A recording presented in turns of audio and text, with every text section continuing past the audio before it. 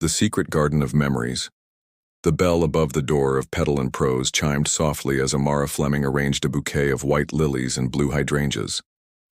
Early morning sunlight filtered through the shop windows, casting prism-like patterns across the wooden floor.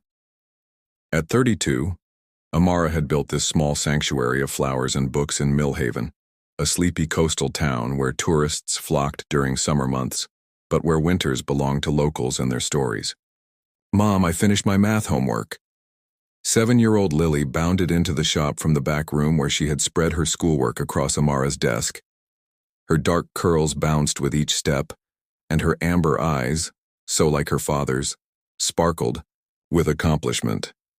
"That's wonderful, sweet pea," Amara said, tucking a strand of her own chestnut hair behind her ear.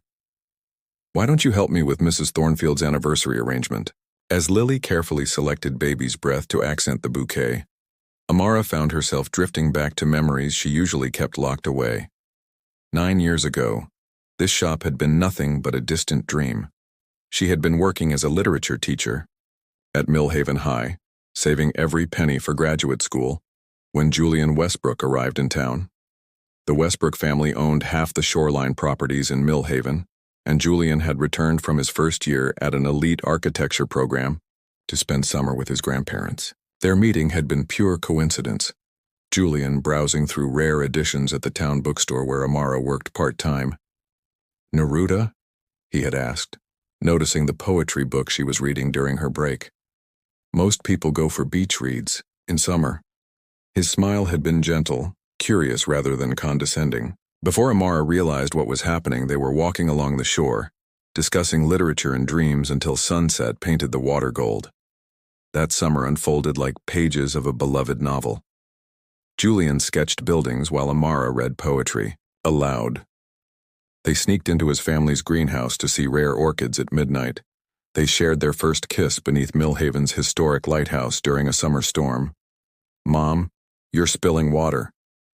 Lily's voice pulled Amara back to the present. The vase was indeed overflowing, creating a small puddle on the counter. "Sorry, daydreaming again," Amara laughed, mopping up the mess. She never told Lily these stories. How could she explain that her father had been the love of Amara's life, but also someone who had no idea she existed? The summer had ended abruptly when Julian's parents discovered their relationship. The Westbrooks had plans for their son that didn't include a small-town teacher with no connections. Julian had fought for them, but when he received an opportunity to study under a master architect in Barcelona, Amara had made the decision for both of them. "You have to go," she had insisted, hiding her heartbreak. "This is your dream."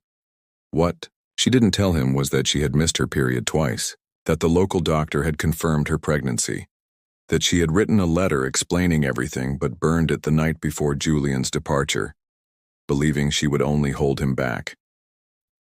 The bell chimed again as Amara's best friend Olivia entered the shop. "Earth to Amara," Olivia said, waving a newspaper. "Have you seen this? They're finally renovating the old Millhaven Hotel, and guess who's the architect?" Amara took the paper and the world seemed to tilt beneath her feet. There on the front page was Julian Westbrook. No longer the boy she had loved, but a distinguished man with the same amber eyes that greeted her every morning in her daughter's face. "He's coming back to Millhaven," Olivia continued, oblivious to Amara's shock. "Apparently he's made quite a name for himself designing sustainable buildings. The article says he arrives next week."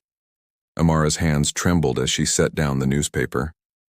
After 9 years of silence, of raising Lily alone while building her small business, the past was about to collide with her present, and she had no idea how to prepare for the impact. "Mom, who's that man in the picture?" Lily asked, peering at the newspaper. "He has eyes just like mine." Amara's heart hammered against her ribs as she realized that some secrets couldn't stay buried forever, especially when they lived and breathed in the smile of a child who had never known her father. Paper boats and promises, Julian Westbrook stood on the balcony of his suite at the Harbor View Inn, watching fishing boats drift across Millhaven Bay. 9 years had transformed him from an idealistic architecture student into the founder of Westbrook, Sustainable Designs with projects spanning 3 continents. Success had come at a price. 60-hour work weeks, a failed engagement, and a growing disconnect from his family's expectations. "The council meeting starts in 30 minutes, Mr. Westbrook," his assistant Theo reminded him, tablet in hand. "The mayor is particularly excited about your plans for the historical preservation elements." Julian nodded, adjusting his tie while studying the town that had once been his summer sanctuary. Millhaven looked remarkably unchanged. The lighthouse still stood sentinel at the harbor entrance. The boardwalk remained lined with the same quaint shops, and the scent of salt air still carried memories he'd tried desperately to forget. One memory in particular: Amara. He had searched for her after returning from Barcelona, only to discover she had left her teaching position. Her former colleagues mentioned something about graduate school, but no one seemed to know where she had gone. Eventually, Julian convinced himself it was for the best. Their worlds had been too different, their paths diverging naturally. Yet, walking through Millhaven now felt like reading a book where crucial pages had been torn out. Every corner held echoes of their summer together: the beach where they had watched meteor showers, the cafe where they debated favorite authors, the hidden cove where they had whispered promises beneath a canopy of stars. The town council meeting proceeded smoothly until Mayor Patterson mentioned community involvement. "We want local businesses to feel included in this renovation," the mayor explained, "particularly those on Heritage Row. The bookstore has new owners, but Petal and Prose has become something of a town landmark. Ms. Fleming's flower arrangements and literary events draw visitors from all over the coast." Julian's pen hovered over his notepad. "Fleming?" "Amara Fleming," Council Member Rivera elaborated. "Opened that lovely shop about 7 years ago. Combines a florist with a small bookshop. Quite innovative, really. Her daughter helps out sometimes. Adorable little girl." The world seemed to tilt beneath Julian. Amara was still here? With a daughter? After the meeting, Julian found himself walking along Heritage Row, heart pounding as he approached a storefront with ivy climbing around blue-painted window frames. The sign featured a book with flowers blooming from its pages: Petal and Prose. Through the window, he could see a woman with chestnut hair arranging flowers at a counter, her movements graceful and precise. Sunshine caught the copper highlights in her hair, just as he remembered. Julian froze, unable to enter. What would he say after 9 years? And her daughter? The timeline made his head spin with possibilities he wasn't prepared to consider. He retreated to his hotel room, pulling out an old sketchbook he carried everywhere. Inside were his earliest designs, including several inspired by Amara: a reading garden with hidden nooks, a greenhouse library with rainfall harvesting glass. He had created them during those first lonely months in Barcelona, missing her with an intensity that interfered with sleep. Between the pages fell a pressed flower, a blue hydrangea blossom. Amara had tucked it into his jacket pocket the last time they met, a silent token of affection. Beneath it was a folded note he'd never noticed before, hidden in the binding. His hands trembled as he unfolded the yellowed paper and recognized Amara's handwriting. "Julian, I don't know if you'll find this. I'm leaving it here because I'm too afraid to say these words aloud. I'm pregnant. I know your parents would never approve, and I won't be the reason you abandon your dreams. By the time you read this, if you ever do, I'll have figured out what to do. Please forgive me for not telling you in person. I love you too much to hold you back. Amara." The note slipped from his fingers. A child. Their child. If the council member was correct about the girl's age, morning found Julian at the harbor, watching the sunrise with bloodshot eyes. He had spent the night calculating dates, remembering their last weeks together, and wrestling with a truth that shattered everything he thought he knew about the past 9 years. Meanwhile, across town, Amara opened her shop with Lily in tow, unaware that her carefully constructed world was about to change. "Mom, can we go to the town meeting tonight? Nora says they're going to talk about the old hotel," Lily asked, arranging bookmarks by the register. "I don't think so, sweet pea. I've got that wedding consultation, remember?" Amara replied, checking her order list. The bell above the door chimed, and Amara looked up with her professional smile in place, only to have it freeze on her lips. Julian Westbrook stood in her doorway, his amber eyes, Lily's eyes, fixed on her face with an intensity that made her knees weaken. 9 years had added sophistication to his features and silver threads at his temples, but she would have known him anywhere. "Amara," he said simply, his voice deeper than she remembered. Before she could respond, Lily bounded forward with her usual curiosity.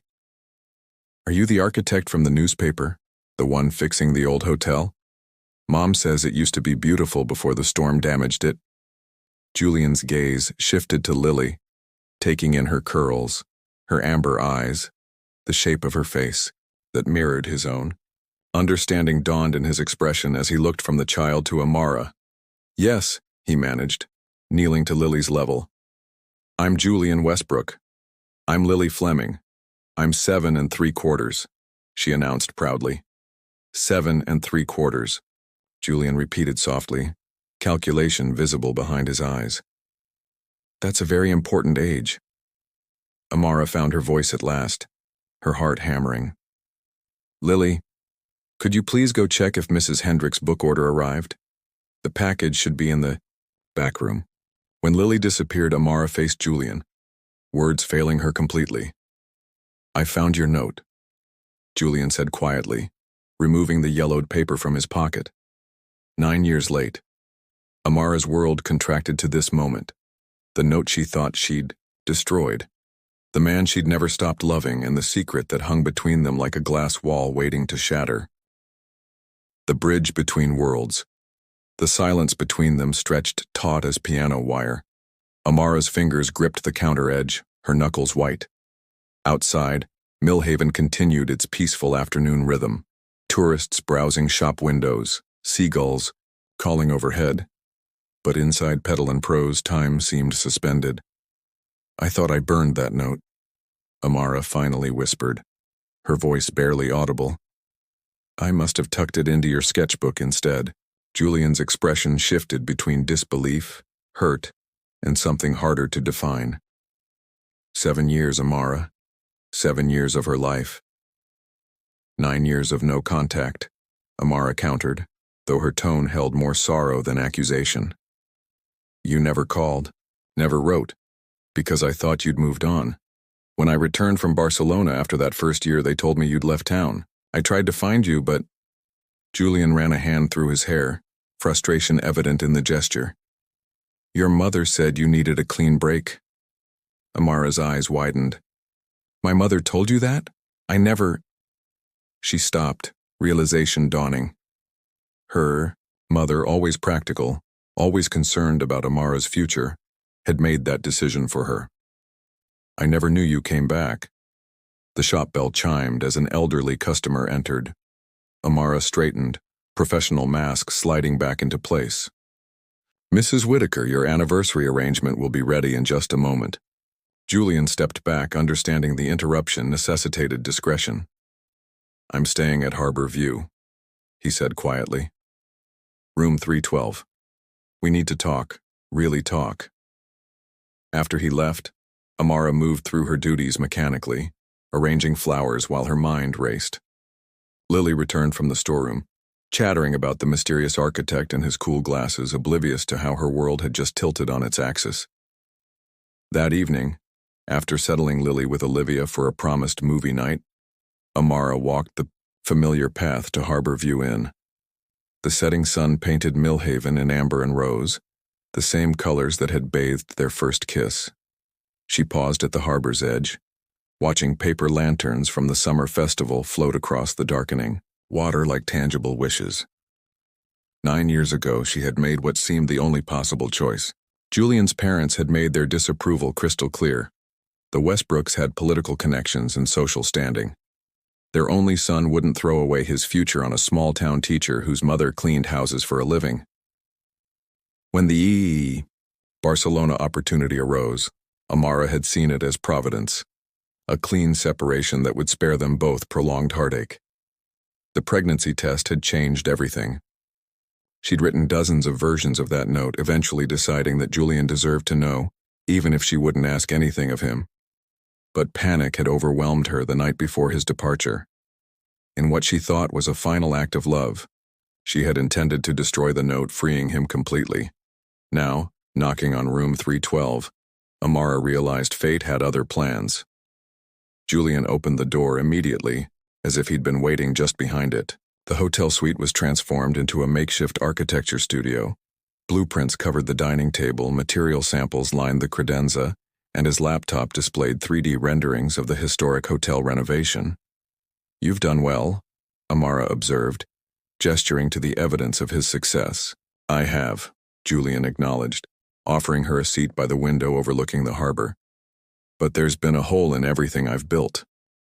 He retrieved his sketchbook from the desk, opening it to reveal designs she'd never seen, buildings that somehow captured her essence in their lines and curves. "These were all inspired by you," he said quietly. "The way you saw beauty in unexpected places." Amara traced her fingers over a sketch of a library with a garden spiraling upward through its center. "You remembered how much I loved gardens and books." "I remembered everything, Amara." The dam broke then, 9 years of unsaid words flooding between them. Julian described returning to Millhaven after his first year abroad, desperate to see her, only to be told by her mother that Amara had moved on and didn't want contact. Amara explained her pregnancy, the terror of facing it alone, and her determination to create a stable life for their daughter. "I named her Lily because of those wildflowers near the lighthouse," Amara admitted. Where we first said I love you," Julian finished. "Does she know anything about me?" Amara shook her head. "Only that her father was someone I loved very much, who had to follow his dreams far away." Julian's expression crumpled. "I would have come back. I would have chosen you both. That's why I couldn't tell you," Amara whispered. "You would have sacrificed everything. And instead I sacrificed her childhood without even knowing it." Julian's voice broke. "Our daughter grew up without me." The word "our" hung in the air between them, fragile and profound. "She has your eyes," Amara said softly. "And your curiosity. She designs little buildings with her blocks, houses with gardens on their roofs, just like your sketches." Julian smiled through unshed tears. "When can I meet her? Properly, I mean." "She already likes you," Amara admitted. She was impressed by the hotel architect with the cool glasses. They laughed together, a tentative bridge forming over the chasm of lost years. As midnight approached, they sat side by side on the balcony, watching festival lights reflect on the harbor waters. Julian's hand found Amara's, their fingers intertwining, with familiar ease. "I'm not asking for forgiveness," Amara said. "What I did, keeping her from you, it was wrong, even if I thought it was right at the time. And I'm not offering easy absolution," Julian replied. "But I am asking for a chance to know my daughter and perhaps—" He looked at their joined hands. "To rediscover the woman I never stopped loving." The confession hung between them, neither quite ready to grasp its full implications. The following morning, Lily was helping arrange daisies when the shop bell chimed. She looked up to see the architect from yesterday, carrying a small box wrapped in blue paper. "Hello again, Lily Fleming, who is 7 3/4, Julian said, his voice steadier than his heartbeat. "I brought something for you." Inside, the box was a set of architectural drawing tools, child-sized but professional quality, and a sketchbook embossed with silver lilies. "Mom says I might be good at designing buildings someday," Lily remarked, examining the tools with reverence. "I have a feeling you might," Julian replied, meeting Amara's gaze over their daughter's head. In that look passed volumes of unspoken words, regret for what was lost, hope for what might still be found, and the dawning recognition that some bonds transcend time and circumstance. As Lily eagerly opened her sketchbook, Julian mouthed 2 words to Amara. "Thank you." And in that moment, standing in her garden of flowers and stories, Amara allowed herself to imagine a future where old wounds might finally begin to heal. Tides of truth. The days that followed unfolded with cautious optimism. Julian extended his stay in Millhaven, citing the need for comprehensive community input on the hotel renovation. In reality, he rearranged meetings and delegated tasks to spend time building a relationship with his newly discovered daughter. Their first official outing was to Millhaven's Natural History Museum, neutral territory where Julian could observe Lily's interests without the pressure of immediate connection. He watched, enchanted as she moved through exhibits with boundless curiosity, asking questions that revealed an analytical mind well beyond her years. The placard says this building is over 100 years old, Lily noted, squinting at the museum's architectural model. How do you make sure old buildings don't fall down when you fix them? Julian knelt beside her, explaining structural reinforcement in terms a 7-year-old might grasp. When she responded with thoughtful follow-up questions, he felt a surge of pride so powerful it nearly overwhelmed him. She's remarkable, he told Amara that evening as they walked along the boardwalk, maintaining a careful distance between them. The way she thinks, it's like watching my own thought processes in miniature. Amara smiled, wrapping her cardigan tighter against the evening breeze. She gets that from you. The way she can visualize spaces. I've watched her rearrange her bedroom a dozen times because the flow wasn't right. These shared observations became treasured currency between them. Each revelation about Lily a precious gem they exchanged, filling in the missing chapters of their story. But beyond these, peaceful moments lurked complications neither could ignore. On the third week of Julian's extended stay, reality intruded in the form of a video call from Eleanor Westbrook, Julian's mother. The board meeting has been moved up, Eleanor informed him, her perfectly coiffed silver hair and pearl earrings, a visual reminder of the world Julian had temporarily left behind. Your presence is required in Boston by Thursday. Julian glanced at his calendar, where he'd penciled in Lily's school science fair. I can't leave yet, Mother. The community integration aspects of the Millhaven project require more time. Eleanor's expression sharpened. Julian, this is about the Singapore contract, millions of dollars and your company's international expansion. Surely whatever quaint local festivities that fishing village is planning can wait. After ending the Yakir call, Julian stood at his hotel window, watching boats return to harbor as conflicting obligations pulled him in opposite directions. His company, built from nothing but determination and talent, needed him. Yet the thought of missing another moment of Lily's life felt physically painful. Meanwhile, Amara faced her own battles. Word traveled quickly in small towns, and speculation about Julian's extended presence and his sudden interest in Amara's daughter spread like wildfire. People are talking, Olivia warned during their weekly coffee meetup. Nora Henderson asked if Julian Westbrook was Lily's father, said the resemblance is unmistakable. Amara set down her cup with a shaky hand. What did you tell her? That it's none of her business, Olivia replied loyally. But Amara, you need to prepare Lily. She's going to hear things, especially once school starts again. That evening, Amara invited Julian to dinner at their small cottage near the edge of town. While Lily played in the backyard garden, they sat at the kitchen table, the weight of necessary decisions pressing down upon them. We need to tell her, Amara said, tracing the wood grain patterns with her fingertip. People are already connecting the dots. Julian nodded, though fear flickered across his features. What if she hates me? Or worse, what if she doesn't and then I have to leave again? The question hung between them, exposing the fundamental problem they had yet to solve. Julian's life remained in Boston, with occasional months abroad for major projects. Amara had built Petal & Prose from nothing, creating not just a business but a community cornerstone in Millhaven. I can't uproot her, Amara said softly. This town, her school, her friends, it's all she's ever known. And I can't abandon my company, Julian replied, the words clearly painful to admit. Hundreds of people depend on me for their livelihoods. The impasse felt insurmountable until Lily burst through the back door clutching a jar containing a tiny hermit crab she'd found in the garden. Look, his shell has different colors on each side, she exclaimed, carefully placing the jar on the table. He needs both parts to be safe. Julian and Amara exchanged a glance. the child's innocent observation striking a chord. Perhaps there were solutions they hadn't yet considered, possibilities that didn't require all-or-nothing choices. The following afternoon, they sat Lily down in Amara's small sunroom, surrounded by potted ferns and hanging ivy. Julian's heart hammered against his ribs as Amara gently began the conversation they'd rehearsed. "Lily, remember how I've always told you that your father was someone very special to me, who had to follow his dreams far away?" Lily nodded, her amber eyes, Julian's eyes, moving between them with growing comprehension. Children, they discovered, often understand more than adults give them credit for.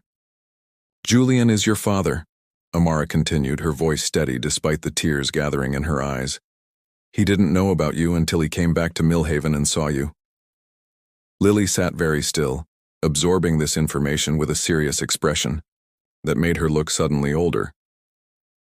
"Is that why we have the same eyes?" she asked Julian directly. "Yes," he answered, voice thick with emotion. "And the same way of thinking about buildings and spaces. Why didn't you come back before now?" The question was direct without accusation, simply a child seeking to understand. Julian glanced at Amara, who nodded encouragingly. They had agreed. No lies, no matter how comfortable. "I didn't know about you," Julian explained. "If I had, I would have been here, and that's my greatest regret, missing so many years of watching you grow." What followed was a conversation that veered from tears to laughter to quiet contemplation, as the three of them began the delicate work of redefining their relationships. Lily asked thoughtful questions, expressed moments of confusion and hurt, but also displayed remarkable resilience. "So do I call you Dad now?" she asked Julian at one point. "You can call me whatever feels right to you," he answered. "We have time to figure it out." But time was precisely what they lacked. The following morning, Julian received another call. From Boston, this one more urgent than the last. The Singapore clients had moved the presentation date forward. His presence was non-negotiable. When he told Amara, her face fell despite her attempts to hide her disappointment. "How long will you be gone?" 2 weeks minimum, Julian replied, running calculations in his head. "The preliminary meetings alone will take days, and if we secure the contract..." The unspoken question hovered between them. Was this the beginning of another lengthy separation, history threatening to repeat itself? That night, unable to sleep, Julian sat on his hotel balcony sketching by moonlight. Not buildings this time, but Lily's face, Amara's smile, the three of them together on the boardwalk. As the first hints of dawn colored the horizon, he found himself walking to the lighthouse where he and Amara had once shared their deepest dreams. The structure stood sentinel over the harbor, its beams sweeping across increasingly choppy waters as a storm gathered offshore. Julian climbed the stairs to the observation deck, remembering how young and certain he had been the last time he stood there. Below, a solitary figure walked along the shore despite the early hour. Even from a distance, he recognized Amara's gait, the way she paused occasionally to collect interesting shells, a habit unchanged by time. As if sensing his presence, she looked up toward the lighthouse. Their eyes met across the distance, and in that moment, Julian Westbrook made a decision that would alter the trajectory of 3 lives. The storm that had been building offshore began to break as raindrops pattered against the lighthouse windows. But rather than seeking shelter, Julian descended the stairs and walked directly into the rain, toward the woman who had never left his heart and the future he was determined to build. Lighthouse at dawn. The rain fell in earnest as Julian approached Amara on the windswept beach. Her hair clung to her face in wet tendrils, but she made no move to seek shelter. Some conversations, they both knew, could only happen in moments like these, when the world washed away and truth had nowhere to hide. "I've been thinking about lighthouses," Julian said, voice barely audible above the storm, "how they're built to withstand everything the sea throws at them. Decades of storms, erosion, the constant battering of waves." Amara looked toward the structure towering above them, its beam cutting through the pre-dawn darkness. "They have to be. Lives depend on them." I've spent 9 years building things that look impressive but don't necessarily last. Julian continued, water streaming down his face. Glass towers, modern marvels that will be outdated in 20 years. Nothing with the staying power of this. He gestured toward the lighthouse, something built over a century ago that still stands, still serves its purpose. Understanding dawned in Amara's eyes. Julian, what are you saying? I'm flying to Boston tomorrow, he stated, watching her expression fall before adding, to restructure my company. I've been thinking about opening a satellite office here in Millhaven. The hotel renovation could be just the beginning. Amara stared at him, rain mingling with what might have been tears. You can't uproot your entire life for us. Your company can be run from anywhere with an internet connection, Julian finished. The truth is, I've been looking for an excuse to step back from the constant travel, to focus on the designs that matter to me rather than chasing ever larger contracts. He took a step closer, close enough to see the disbelief warring with hope in her eyes. I'm not asking to move into your cottage tomorrow or to instantly become a family. I know we have years of hurt and missed opportunities to work through. I'm just asking for the chance to build something real, something that lasts. Like a lighthouse, Amara whispered. Exactly like a lighthouse. The storm continued around them, but neither moved to leave the beach as Julian outlined his plan. 2 months in Boston to reorganize his company, transitioning day-to-day operations to his capable executive team, before returning to Millhaven to establish a design studio focused on sustainable historical renovations. I've already spoken with Mayor Patterson about additional projects beyond the hotel, the old library, the harbor facilities. There's enough work here to keep me anchored for years, he explained. And in that time, maybe. He left the sentence, unfinished, but Amara understood. Time to build trust. Time for Lily to know her father. Time for two people who had never stopped loving each other to discover who they had become. As dawn broke through the storm clouds, they walked together to Amara's cottage, where Olivia had stayed the night with a still sleeping Lily. They stood on the porch, reluctant to end this moment of newfound understanding. Boston's only a 2-hour flight, Julian said softly. Until I'm back permanently, I could fly down every weekend. Be here for Lily's school events, Sunday dinners. You'd do that? Amara asked. I've missed 7 years of bedtime stories and skinned knees. I don't intend to miss a single moment more than absolutely necessary.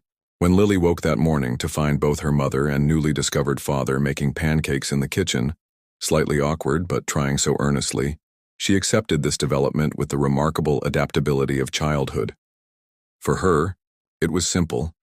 The mysterious architect with her eyes was staying in her life. The following weeks unfolded like a carefully choreographed dance. Julian flew to Boston, where he stunned his board of directors with his restructuring proposal. There were objections, heated debates about company direction, but ultimately his reputation and majority ownership prevailed. Westbrook Sustainable Designs would maintain its Boston headquarters, while establishing a new creative studio in Millhaven, focused on historical preservation projects along the eastern seaboard. True to his word, Julian returned every Friday afternoon, his rental car becoming a familiar sight outside Petal and Prose. Millhaven residents watched with interest as the famous architect helped a small girl build elaborate sandcastles, as he carried flower deliveries for Amara, as the three of them gradually became a familiar unit around town. Rumors gave way to acceptance, then to something approaching celebration. Millhaven had always appreciated a good love story. They're calling you the prodigal architect, Olivia teased one evening as she helped close the shop. Returning to claim your long-lost love and secret child. Amara rolled her eyes, though a smile played at her lips. People need to find better hobbies. People need hope, Olivia countered, and watching you three figure this out gives them that. By autumn, Julian had purchased a historic captain's house overlooking the harbor, close enough to Amara's cottage to be convenient for co-parenting, yet respectful of the boundaries they were still navigating. The distance between their homes grew shorter as the months passed, both literally and figuratively. Winter arrived with snow that transformed Millhaven into a postcard-perfect coastal village. The hotel renovation progressed ahead of schedule, its formerly dilapidated facade now restored to 19th century grandeur, while housing thoroughly modern, sustainable systems within. On Christmas Eve, as Lily slept surrounded by wrapped presents, Julian and Amara sat before the fireplace in her cottage, sharing a bottle of wine and memories both painful and precious. "I found this while unpacking some old boxes," Amara said, handing him a faded photograph, the two of them as young lovers, sitting on the lighthouse observation deck, laughing at some forgotten joke. Julian studied it, tracing her younger face with his fingertip. "We were just children ourselves, with impossible choices," Amara agreed. "I've been thinking about that a lot lately, how we were both trying to do what we thought was right at the time." "What changed your mind?" Julian asked. "About telling me about Lily, I mean. You could have kept that note hidden forever." Amara was quiet for a long moment.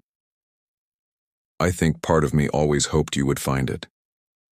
That's why I couldn't bring myself to burn it." She looked up at him, firelight reflecting in her eyes. "Some truths demand to be told no matter how long it takes." Spring arrived with renewal both metaphorical and literal. The grand reopening of the Millhaven Historic Hotel coincided with the town's annual Lighthouse Festival, a celebration of the structure that had guided sailors safely to harbor for over a century. As the ribbon-cutting ceremony concluded to enthusiastic applause, Julian found himself drawn toward the lighthouse, Amara and Lily beside him. Together, they climbed the spiral staircase to the observation deck where everything had both begun and nearly ended 9 years earlier. The view was exactly as he remembered, the harbor stretching toward the horizon, Millhaven nestled along the shoreline, fishing boats bobbing on gentle waves. But now, seeing it through Lily's excited eyes as she pointed out landmarks below, the perspective felt completely different. "Can I go look at the big light?" Lily asked, pointing toward the lantern room above. "Go ahead," Amara nodded. "Just don't touch anything." As their daughter explored the historic mechanism, Julian took Amara's hand, leading her to the exact spot where they had shared their first kiss. "I have something to show you," he said, unrolling a set of architectural plans. "My next project, if you approve." Amara studied the drawings, a beautiful glass conservatory attached to Petal and Prose, expanding the shop while creating a year-round garden where flowers could bloom regardless of season. "It's beautiful," she breathed. "But Julian, something like this would cost nothing compared to what I've already lost," he interrupted gently. "Consider it an investment in our future." "Our future," Amara repeated, testing the phrase. Julian set aside the plans and took both her hands in his. "I know we agreed to take things slowly, to focus on co-parenting and friendship first. And I've respected that boundary because I understand the trust I need to rebuild." The offshore breeze caught Amara's hair, blowing it across her face. Julian gently tucked it behind her ear, a gesture so familiar it transported them both back through time. "But I've realized something these past months," he continued. "Some lighthouses are meant to guide ships safely to harbor. Others are meant to call wanderers home." From his pocket he withdrew not a ring, that would come later when they were both ready, but a small brass key. "The captain's house feels empty without you and Lily," he said simply. "I'm not asking for answers today, just for you to consider that perhaps we've spent enough time apart." Amara looked from the key to Julian's face, seeing in it the boy she had loved, and the man she had come to respect anew. "Lily would love living by the harbor," she said thoughtfully. "And that third bedroom would make a perfect studio for her art projects." Hope bloomed in Julian's eyes. "Is that a maybe?" Amara's smile was like sunrise after the longest night. "It's a, let's talk about the practical details while remembering why we're doing this." Julian laughed, the sound carrying across the water. "Ever the pragmatist." "Someone has to balance your architectural flights of fancy," she teased, leaning into him as Lily rejoined them, chattering about the lighthouse mechanisms. As the three of them descended the spiral staircase together, Julian reflected on the strange geometry of life, how circles complete themselves when least expected, how foundations laid years ago could still support new beginnings, how love, like the most enduring structures, could weather time and distance to emerge stronger than before. 6 months later, as summer once again painted Millhaven in golden light, a small gathering assembled on the lighthouse observation deck. Lily, now 8 1/4, proudly held a basket of flower petals gathered from Amara's expanded shop. Olivia adjusted the simple white dress that complemented Amara's chestnut curls, now streaked with subtle caramel highlights. Below, the captain's house, their home, stood with windows open to the summer breeze, rooms filled with a harmonious blend of Julian's modern aesthetics and Amara's collected treasures. "Ready?" Olivia whispered as the justice of the peace took position by the lighthouse railing. Amara nodded, her eyes finding Julian where he waited with his brother as best man. The journey to this moment had been neither straight nor simple. There had been difficult conversations, compromises, moments of doubt. Becoming a family had required patience, intention, and the courage to remain vulnerable even when it hurt. As Amara moved toward Julian, Lily scattering petals in her wake, she thought about the note that had hidden for 9 years before finding its way home. Some truths, like the most powerful love stories, refused to remain buried, emerging when the time was finally right, when those involved were ready to embrace them. Under the same sky where they had first fallen in love, Julian and Amara exchanged vows not of perfection but of perseverance, not of flawless understanding but of endless effort to bridge whatever distances might arise between them. As the justice pronounced them husband and wife, the lighthouse beam began its evening rotation, a reminder that some lights never dim, some beacons never fail, and some loves, despite every storm and separation, find their way back to shore.